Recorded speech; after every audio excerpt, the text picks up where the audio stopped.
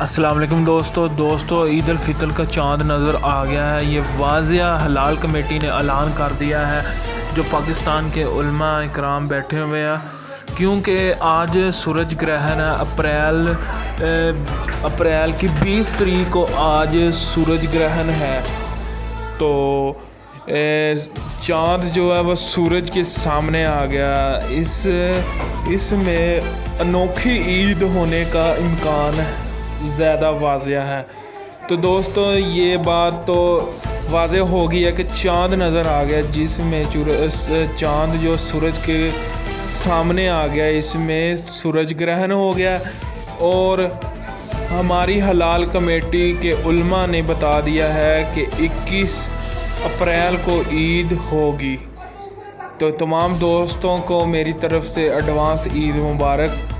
تو دوستو آپ سے گزارش، ایک چھوٹی سی گزارش ہے کہ آپ اس چینل کو سبسکرائب کر لیں، کیونکہ آپ کو ہر قسم کی ویڈیو اس چینل پر ملے گی۔ جی ملتے ہیں نیکسٹ ویڈیو میں۔ اللہ حافظ۔